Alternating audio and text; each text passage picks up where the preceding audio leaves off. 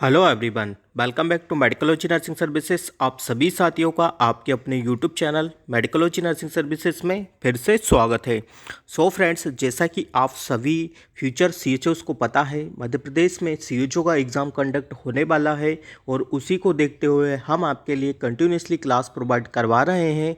और जो हमारा क्लास है, जो PYQ सीरीज़ आप सभी लोगों के लिए यहाँ पे कंटिन्यूसली रन कर रहा है, जिसमें आपको बताया जाता है कि पिछले जो सीएचओ के जो एग्ज़ाम हुए उसमें किस टाइप से आपसे एमसीक्यू पूछे जाते हैं, कैसे एमसीक्यू को सॉल्व करना है, सारी चीज़ें जानकारी आपको क्लास के माध्यम से आप सभी लोगों के साथ बताई जाती है। तो क्लास को ज़्यादा से ज़्यादा बच्चों को शेयर कर दीजिएगा और यदि आप चैनल पर पहली बार विजिट कर रहे हैं तो चैनल को ज़रूर सब्सक्राइब कर लीजिएगा। नर्सिंग प्रोफेशन से रिलेटेड हर एक अपडेट आपको मेडिकोलॉजी नर्सिंग सर्विसेज के यूट्यूब चैनल पे मिलता रहेगा। और किसी को सीएचओस के जो एग्ज़ाम पेपर है वो चाहिए तो वो हमें नीचे डिस्क्रिप्शन में हमारा नंबर मिलेगा, वहाँ से हमें कांटेक्ट करके नंबर भी वो जो सीएचओस के एग्ज़ाम पेपर है वो भी आप हमसे ले सकते हो। चलिए बढ़ते हैं हमारी क्लास की ओर। इससे पहले मैंने आपके लिए 9 क्लासेस कंडक्ट करवा दिया है। आज का क्लास है 10th नंबर का क्लासेस रहने वाला है। तो इससे पहले मैंने 4 क्वेश्चन आप सभी लोगों के सामने यहाँ पे डील करवा दिए थे। आज 5th नंबर का क्वेश्चन हम आप सभी लोगों को यहाँ पे बताने वाले हैं। तो 5th नंबर का क्वेश्चन क्या है? क्वेश्चन को वेरी केयरफुली आप लोगों को रीड करना है। यदि आपको क्वेश्चन को रीड करना आ गया तो डैट मीन्स कि आपका 50% तो क्वेश्चन ऑटोमेटिकली क्या होगा, सॉल्व हो जाएगा। तो बढ़ते हैं हमारे क्वेश्चन की ओर। Which of the following connective tissue perform transportation, regulation and the protection in the body. ठीक है, तो यहाँ पे पूछा गया है कि which is the connective tissue. आप सभी लोगों को पता है कि आपकी बॉडी में टिश्यूज़ प्रेजेंट होते हैं। ठीक है, अब different different types of the tissues आपकी बॉडी में प्रेजेंट होते हैं, तो वो आप सभी लोगों को पता होना चाहिए। ठीक है, तो फ्लूइड कनेक्टिव टिश्यू परफॉर्म क्या करता है? Transportation, regulation and the protection of the body. ठीक है, ऐसा कौन सा टिश्यू है जो आपको ट्रांसपोर्टेशन, रेगुलेशन एंड प्रोटेक्ट करता है आपकी बॉडी को? ठीक है, ब्लड होगा क्या, या बोन होगा क्या, कार्टिलेज होगा क्या, एडिपोस टिश्यू होगा क्या? ठीक है, तो यहाँ पे सबसे जो सटीक आंसर आप सभी लोगों का जाता है वो क्या होगा? ब्लड। आप आई थिंक आप सभी लोगों को पता है कि जो ब्लड है हमारा, ब्लड क्या है कि blood is a connective tissue, fluid connective tissue, जिसको हम क्या बोलते हैं? फ्लूइड कनेक्टिव टिश्यू, जिसको हम बोला जाता है। ठीक है, तो आई थिंक आप सभी लोगों को पता है कि blood is a fluid connective tissue, जिसमें क्या होता है वो प्रोटेक्शन करता है और कैरी करता है एसेंशियल इलेक्ट्रोलाइट्स वगैरह को, WBC को करता है, प्लेटलेट्स को करता है, क्रिस्टलाइज को करता है। बहुत सारे ऐसे एसेंशियल प्रोडक्ट है, जो एसेंशियल मिनरल्स है, विटामिन है, सबको कैरी करके रखता है ना। तो ये और वर्क करवाता है हमारी बॉडी को। ठीक है, क्या करता है? हमारी बॉडी को एक प्रॉपर तरीके से क्या करता है? वर्क करवाता है। इसीलिए बोला गया है रेगुलेशन एंड द प्रोटेक्शन। ठीक है, ब्लड के थ्रू ही बहुत सारी चीज़ों का रेगुलेशन होता है एंड प्रोडक्शन होता है। ठीक है, तो यही चीज़ें यहाँ पे पूछी गई है कि फ्लूइड कनेक्टिव टिश्यू कौन सा है जो आपको बॉडी को प्रोटेक्शन वगैरह करवाने में हेल्प करता है। ठीक है, तो blood is a connective tissue, इसको हम फ्लूइड कनेक्टिव टिश्यू बोलते हैं। ठीक है, पता होना चाहिए कि फ्लूइड कनेक्टिव टिश्यू हम ब्लड को बोलते हैं। ठीक है, तो आई थिंक यहाँ से आपकी चीज़ें क्लियर हो गई होगी। चलिए, बोन सभी लोगों को पता है कि बोन क्या होता है। बोन में कैल्शियम वगैरह प्रेजेंट होता है। ठीक है, बोन के रिगार्डिंग आपसे क्वेश्चन पूछा जाएगा, तो इसी प्रकार से क्वेश्चन पूछा जाएगा कि जो बोन है नंबर में कितना होता है, अपेंडिकुलर कितना होता है, एक्सेल कितना होता है, और टोटल ह्यूमन बॉडी में कितना बोन्स प्रेजेंट होता है। इस प्रकार के एमसीक्यू आपसे सीएचओ के एग्जाम में पूछे जा सकते हैं। ठीक है, कार्टिलेज होता है जो कि आपको देखने को मिलता है, आपकी बॉडी बोन वगैरह को जोड़ के लगता है, कार्टिलेज होता है। ठीक है, एडिपोस होता है, adipose is a type of the tissue. ठीक है, ये एक टाइप होता है टिश्यू का। ठीक है, टिश्यू कितने प्रकार का होता है? टिश्यू 3-4 प्रकार के होते हैं। ठीक है, सिंपल एपिथेलियम टिश्यू होता है। ठीक है, एपिथेलियम टिश्यू होता है। ठीक है, एडिपोस टिश्यू होता है, कनेक्टिव टिश्यू होता है। ठीक है, इस प्रकार के टिश्यूज आप सभी लोगों को यहाँ पे प्रेजेंट होते हैं। तो जब भी एग्जाम हो आपका, तो उससे पहले आपको टिश्यू को बहुत अच्छे से केयरफुली रीड करके जाना है। ठीक है, चलिए 6 नंबर के क्वेश्चन का बात कर लेते हैं। The endocrine hormone that directly affect erythrocyte production include all except. ठीक है, तो यहाँ पे पूछा गया है कि the endocrine hormone that directly affect erythrocyte production include all except. ठीक है, तो यहाँ पे कौन सा वो है कि जो देखने को मिलता है? ठीक है, क्या देखने को मिलता है? सारे ही एंडोक्राइन है बट किसी एक को छोड़ के। ठीक है, ग्रोथ हार्मोन, ठीक है, thyroxine, testosterone, corticosteroid, growth hormone. ठीक है, the endocrine hormone that directly erythrocyte production include all except. ठीक है, तो यहाँ पे पूछा गया है कि थायरोक्सिन आपको प्रोड्यूस करता है क्या? इरिथ्रोसाइट बनाने में करता है। टेस्टोस्टेरोन करता है क्या? ठीक है, कोर्टिकोस्टेरॉइड करता है या ग्रोथ हार्मोन करता है। ठीक है, तो एक्सेप्ट पूछा गया है के सिवाय। ठीक है, उनमें सभी शामिल है के सिवा, ठीक है। मतलब तीनों आंसर राइट है, बस किसी एक को छोड़ के, ठीक है। तो आपका ग्रोथ हार्मोन नहीं करता है, ठीक है। ग्रोथ हार्मोन क्या कहाँ से रिलीज होता है, आपकी एंटेरी पिट्यूटरी से रिलीज होता है, ठीक है। और ये मेनली फोकस करता है आपकी ग्रोथ में, ठीक है। ग्रोथ को बढ़ाने में, ग्रोथ को कम करने में आपकी हेल्प करता है, ठीक है। ये आपने सुनकर रखा होगा कि गिगांटिज्म होता है, ठीक है। हाइपर में देखने को मिलता है, ठीक है। गिगांटिज्म होता है, ठीक है। एक्सेसिव ग्रोथ वगैरह या एक्सेसिव ग्रोथ नहीं होने की वजह से बहुत सारे डिसऑर्डर आपको प्रेजेंट होते हैं, ठीक है। तो ग्रोथ हार्मोन आपको क्या करवाता है, आपकी ग्रोथ करवाने में हेल्प करता है। और कहाँ से सीक्रेट होता है, एंटेरी पिट्यूटरी ग्लैंड से सीक्रेट होता है, ठीक है। तो आई थिंक आप सभी लोगों को ये चीज़ें पता होना चाहिए। थायरोक्सिन है, ठीक है। टेस्टोस्टेरोन होते हैं, ठीक है। कोर्टिकोस्टेरॉइड हार्मोन होता है, ठीक है। ये सारे ही हार्मोन आपको प्रेजेंट होते हैं, ठीक है।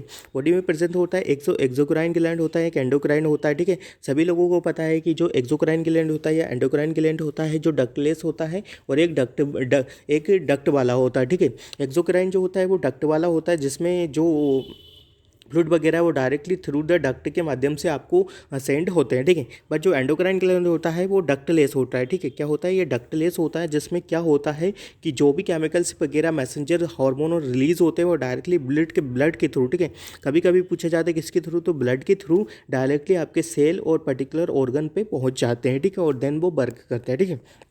तो यहाँ पे यही चीज़ें पूछी गई है कि एक्सोक्राइन, एंडोक्राइन और testosterone, corticosteroid hormone, growth hormone, ठीक है। ये सारे ही हेल्प करवाते हैं, बट ग्रोथ हार्मोन आपको मेनली जो फोकस करता है वो ग्रोथ पे करता है, ठीक है। आप सभी लोगों को पता होना चाहिए, ठीक है। गिगांटिज्म होता है, एक्रोमेगाली होता है, ठीक है। इन सारी चीज़ों को आपको ध्यान में रखना है। दोनों डिसऑर्डर आते हैं, एक तो गिगांटिज्म होता है, एक एक्रोमेगाली होता है। इन चीज़ों को आपको ध्यान में रखना है। चलिए नेक्स्ट नंबर के क्वेश्चन पे बात कर लेते हैं। जो राइट आंसर आपका गया है 6 नंबर के क्वेश्चन का, ग्रोथ हार्मोन, ठीक है। 7 नंबर के क्वेश्चन का बात करेंगे। विच of the following is located in the medulla of the kidney, ठीक है। तो यहाँ पे पूछा गया है कि मेडुला ऑफ द किडनी में कौन सा क्या लोकेटेड होता है। लूप ऑफ हेनले होता है क्या, ठीक है। ग्लोमेरुलस होता है क्या, वोमन कैप्सूल होता है क्या, लूप ऑफ हेनले होता है या प्रॉक्सिमल कन्वोल्यूट ट्यूबिट होता है, ठीक है। तो यहाँ पे पूछा गया है कि जैसे आपको मान के चलिए ये किडनी हो गया, ठीक है। किडनी क्या है, किडनी में आपको एक तो मेडुला होता है, कॉर्टेक्स होता है, ठीक है। कॉर्टेक्स बाहर वाला पार्ट होता है, जो मेडुला होता है वो इनर साइड वाला पार्ट होता है, ठीक है। तो यहीं पे पूछा है कि which of the following located in the medulla of the kidney, ठीक है। मेडुला ऑफ द किडनी में क्या प्रेजेंट होता है, ठीक है। तो ग्लोमेरुलस होगा क्या, वोमेन कैप्सूल होगा क्या, लूप ऑफ हैनले होगा क्या, प्रॉक्सिमल कन्वोल्यूट ट्यूबिट होगा, ठीक है। तो यहाँ पे पूछा गया है लूप ऑफ हैनले, ठीक है। तो सभी लोगों को पता है I think loop of Henle कहाँ प्रेजेंट होता है, ठीक है। इस प्रकार का आपका नेफ्रॉन देखने को आपको मिलता है, ठीक है। यहाँ पे ग्लोमेरुलस वगैरह प्रेजेंट होता है, ठीक है। ये असेंडिंग आर्टरी, ये असेंडिंग ट्यूबल से है, ठीक है। प्रॉक्सिमल कन्वोल्यूट ट्यूबल जिसको हम बोलते हैं, प्रॉक्सिमल कन्वोल्यूट ट्यूबिट हो गया, ठीक है। लूप ऑफ हैनले हुआ है, डिस्टल कन्वोल्यूट ट्यूबिट हो गया, ठीक है। इस प्रकार से आपका नेफ्रॉन का स्ट्रक्चर पाया जाता है। यहाँ पे बना नहीं सकते क्योंकि बनाने में बहुत प्रॉब्लम यहाँ पे क्रिएट होता है, ठीक है। अच्छे से आपको मार्क नहीं कर पाएंगे, ठीक है। यहाँ पे ग्लोमेरुलस प्रेजेंट होता है, ठीक है। यहाँ पे पीसीटी डी जिसको बोलते हैं पीसीटी होता है, ठीक है। अप्रोक्सिमल कन्वोल्यूट ट्यूबल, ठीक है। ये आपका लूप ऑफ हेनले देखने को मिलता है, ठीक है। लूप ऑफ हेनले होता है, यहाँ पे प्रेजेंट होता है, ठीक है। और आप सभी लोगों को पता है कि यहाँ पे किस किस का यहाँ पे अब्जॉर्प्शन होता है, ठीक है। अमाइनो एसिड और ग्लूकोज वगैरह का यहाँ पे क्या होता है 100% या 60 क्या 100% क्या हो जाता है यहाँ पे आपका प्रेजेंट क्या हो जाता है, अब्जॉर्प्शन हो जाता है, ठीक है।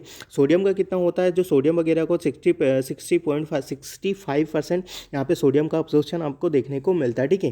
पीसीटी पे 15% वगैरह ऐसे कलेक्टिंग डक्ट से आता हुआ 1 या 2% तक आपका देखने को मिलता है, ठीक है। यहाँ पे आपको प्रिंसिपल सेल्स पाई जाती है, ठीक है। यहाँ पे आपको और भी चीज़ देखने को मिलती है, एडीएच ग्लैंड भी आपको यहाँ पे प्रेजेंट होता है, ठीक है।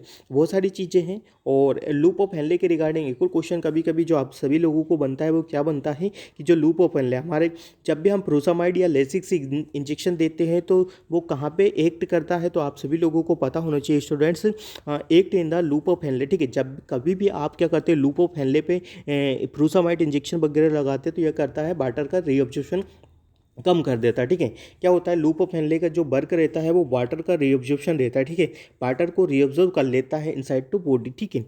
जब कभी भी आप लूप ऑफ हेनले को देते हैं तो ये वाटर का रिटेंशन कम कर देता है और किडनी के थ्रू रिमूव कर देता है, जिससे क्या होता है कि आपका फ्लूइड वगैरह कम हो जाता है और ऑटोमेटिकली आपका बीपी क्या होता है डिक्रीज होने लग जाता है। That is a mechanism behind the loop of Henle, ठीक है।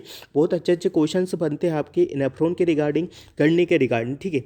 नेफ्रॉन और किडनी आप सभी लोगों को बहुत अच्छे से से रीड करके जाना है, ठीक है। नेफ्रॉन और किडनी स्टूडेंट्स आप एग्जाम के पॉइंट ऑफ व्यू से देखें तो आपके लिए वेरी वेरी इंपॉर्टेंट रहने वाला है, ठीक है।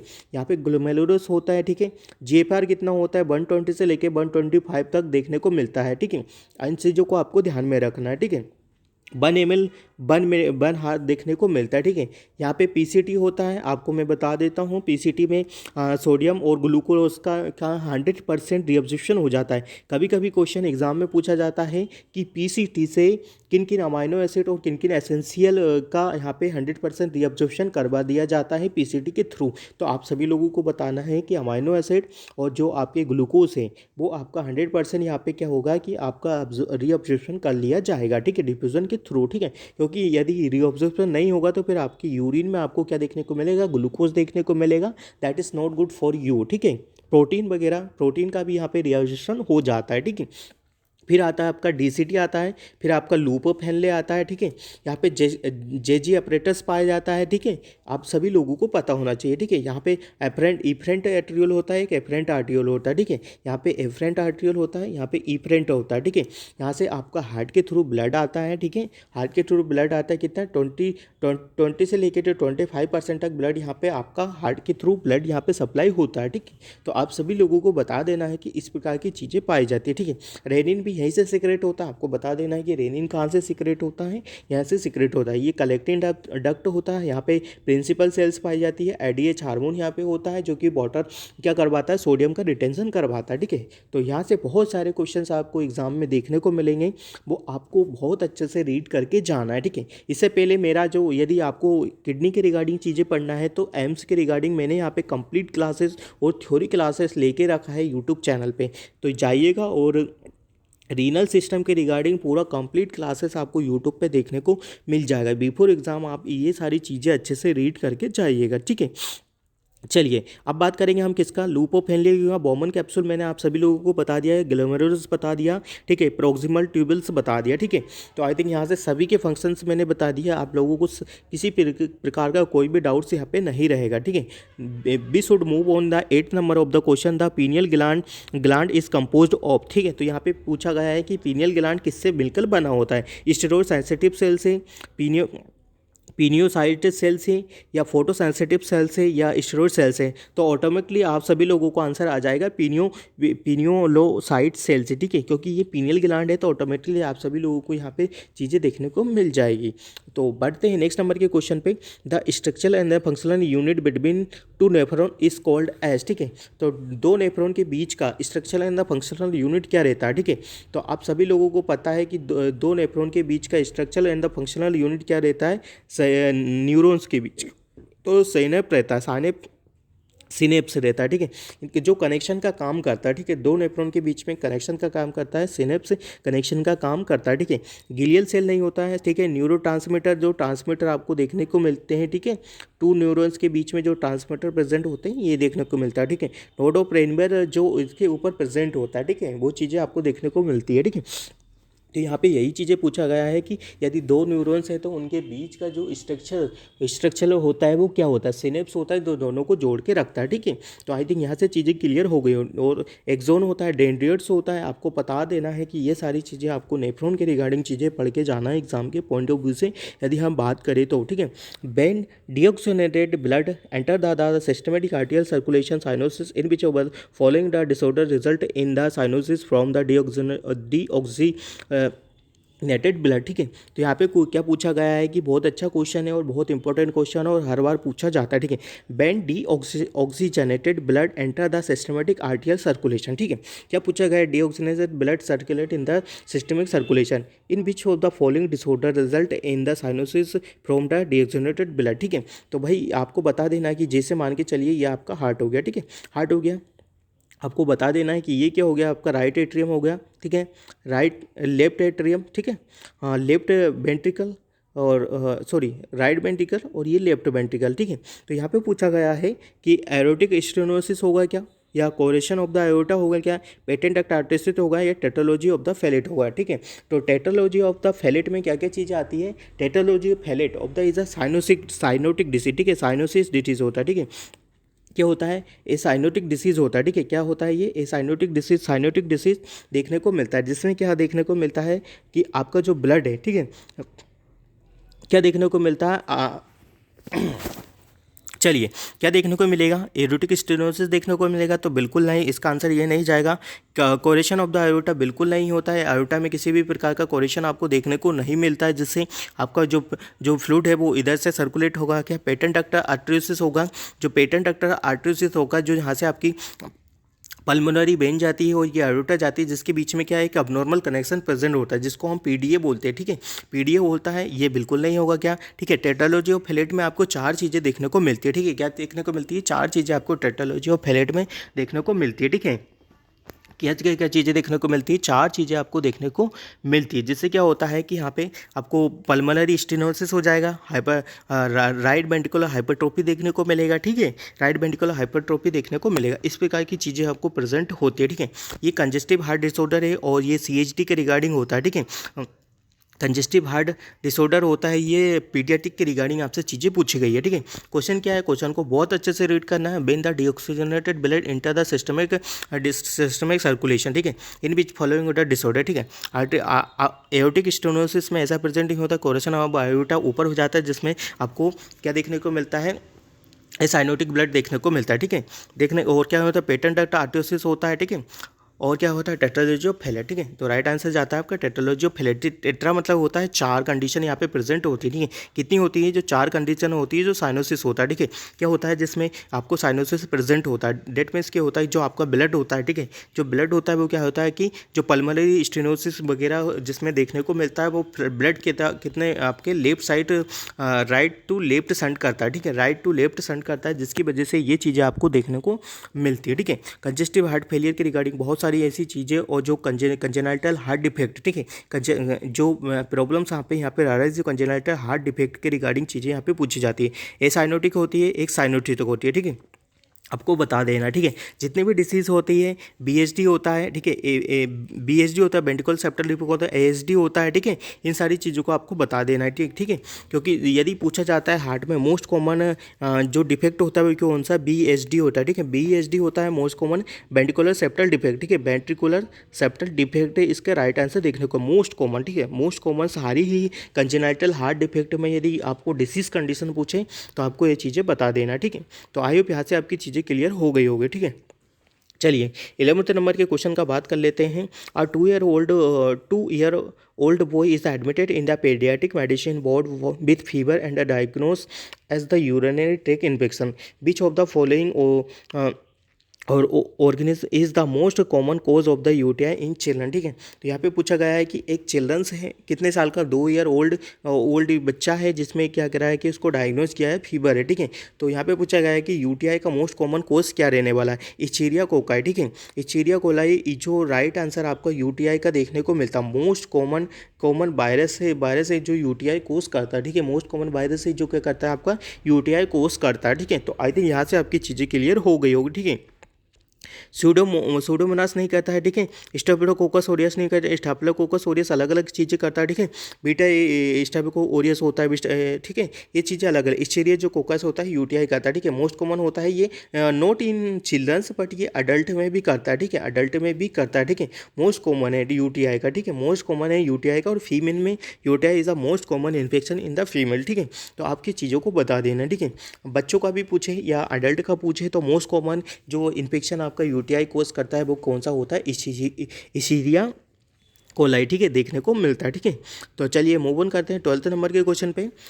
A full-term newborn did not pass the meconium in the first 24 hours in which disease condition will this occur, ठीक है। तो यहाँ पे पूछा गया है कि एक न्यूबॉर्न बेबी है, ठीक है। अब न्यूबॉर्न किसको बोलते हैं, एक अर्ली न्यूबॉर्न होता है, ठीक है, और एक क्या होता है 24 वीक से होता है, ठीक है, और देखने को मिलता है। और क्या क्या है पूछा गया है कि यदि वो कितना एक न्यूनोन है, डिडनोज पास कर रहा है, 24 आवर्स हो गया है और मेक्यूनियम पास नहीं कर रहा है। और मेक्यूनियम क्या होता है कि जो फर्स्ट स्टूल बेबी पास करता है, ठीक है, आफ्टर द बर्थ, उसको हम मेक्यूनियम बोलते हैं, ठीक है।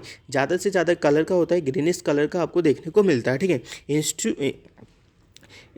क्या लिखा है, इंस्टूससेप्शन देखने को मिलेगा क्या, ठीक है, सीलियक डिसीज़ होगा क्या, हर्शिंगटन डिसीज़ होगा क्या, अब्डोमिनल बॉल डिफेक्ट होगा क्या, ठीक है। तो जब कभी भी आपको इस प्रकार का देखने को मिलता है, इंस्टूससेप्शन में क्या होता है कि आपकी स्मॉल इंटेस्टाइन एक दूसरे पे क्या हो जाती है, इस प्रकार से एडिट हो जाती है, ठीक है। तो वो क्या है, एक दूसरे पे चढ़ जाती है, मतलब ओवरलैपिंग हो जाती है, स्मॉल इंटेस्टाइन का ओवरलैपिंग हो जाना इंस्टूससेप्शन कहलाता है। ये ऑब्स्ट्रक्शन क्रिएट करता है, ठीक है। सीलियक डिसीज़ नहीं होता है, ठीक है। हाँ, ये हर्शमेंस डिसीज़ आपको देखने को मिलता है, ठीक है। बट यहाँ पे पूछा गया है कि 24 बट हम मान के चलते हैं यदि 48 में आपका नॉर्मल तरीके से नहीं होता है, देन आपको क्या करना है कि आपको हेल्थ केयर प्रोवाइडर को बताना है, ठीक है। बट यदि आपको 24 में भी नहीं हो रहा तो यू कैन गो, ठीक है, आप बता सकते हो, ठीक है। ये डिसीज कंडीशन होती है। बट यदि कभी कभी पूछा जाता है कि कितने हावर के बाद हमें आइडेंटिफाई करना है, तो 48 हमको लेना ही है, ठीक है। 48 लेना है, तब जाके हमको बताना है कि हाँ ये डिसीज़ कन्फर्म हो सकती है, जिसमें क्या होता है कि आपका जो क्या होगा, बेबी मेकोनियम पास नहीं करेगा, और ये एक कंजेनाइटल डिफेक्ट की कंडीशन में आता है, ठीक है। तो आई थिंक यहाँ पे आपकी चीज़ें क्लियर हो गई होगी। चलिए नेक्स्ट नंबर के क्वेश्चन पे बात करेंगे। 13 नंबर के क्वेश्चन क्या पूछा गया है, while performing physical examination of the newborn testis could not be palpate in the scrotum, ठीक है। यहाँ पे पूछा गया है कि जब एक आप फिजिकल एग्जामिनेशन करते हो न्यूबॉर्न का, ठीक है, तो टेस्टिस आपके पाल्पेट नहीं होते स्क्रोटम में, ठीक है। The failure of the testis to descent normally through the inguinal canal is called as, ठीक है। इसको क्रेप्टोजिज्म बोला जाता है, ठीक है। क्या बोला जाता है, इसको क्रेप्टोजिज्म बोला जाता है। मेनली क्या होता है कि जब आपका बेबी 36 वीक या फिर इससे पहले रहता है, तो जो आपके टेस्टिस होते हैं वो इंग्वाइनल कैनाल में प्रेजेंट होते हैं, ठीक है। आफ्टर डेट आपके जो टेस्टिस होते हैं वो स्क्रोटम में प्रेजेंट होने लगते हैं धीरे धीरे, ठीक है। बट इन कंजेनाइटल डिफेक्ट की वजह से क्या होता है कि आपके जो टेस्टिस होते हैं वो क्या होते हैं कि आपके स्क्रोटम में प्रेजेंट नहीं होते। उस कंडीशन को क्या बोला जाता है, उस कंडीशन को हमें क्रेप्टोचिडिज्म बोला जाता है। मतलब इसमें क्या होता है कि आपके टेस्टिस एब्सेंट रहते हैं इन द स्क्रोटम में, ठीक है। इसके लिए आपको वेट करना होता है, और इसके लिए आपको क्या करना होता है, इसके लिए आपको सर्जरी भी करवा सकते हैं, क्रेप्टोचिपेडी होता है वो करवा सकते हो, ठीक है। वेट करना है 1 ईयर या 1 ईयर तक आपको वेट करना है। इसके बाद एक दो तरीके की इसमें सर्जरी प्रेजेंट होती है, या तो आप इसको करेक्शन करवा सकते हो या फिर कम्प्लीटली इसके लिए करवा सकते हो 2 ईयर की 18 मंथ से लेके तो 20 मंथ तक आप इसको क्या करवा सकते हो, अच्छे से ट्रीट करवा सकते हो, ठीक है। तो 2 टाइप्स की आपकी सर्जरी होती है, आपको वेट करना होता है, नहीं तो अदरवाइज फर्दर आप क्या करवा सकते हो, इसके लिए ऑपरेट करवा सकते हो पेशेंट को, ठीक है। ये कंजेनाइटल डिफेक्ट होता है जिसमें आपको ये चीज़ें दिखने को मिलती है, ठीक है। कोडी होता है, ठीक है। और क्या होता है, एपिस्पेडियासिस होता है, हाइपोस्पेडियासिस होता है, जिसमें क्या होता है कि आपकी जो ओपनिंग होती है, आपकी यूरेथ्रल ओपनिंग होती है वो एपिस्पेडियासिस होती है, और एक हाइपोपेडियासिस होती है, ठीक है।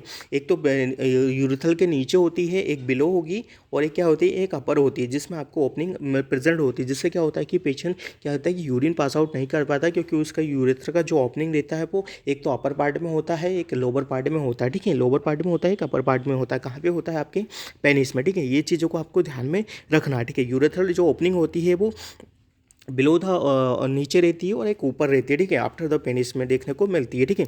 तो आई होप यहाँ से आपकी चीज़ें क्लियर हो गई है। ये सारी चीज़ें बहुत इंपॉर्टेंट है, कंजेनाइटल डिफेक्ट के रिगार्डिंग चीज़ें पूछी ही चाहती है, ठीक है। हाइपोस्पेडियासिस और एपिस्पेडियासिस, हाइपो मतलब आपको ध्यान रखना है, हाइपो मतलब नीचे होता है, ठीक है।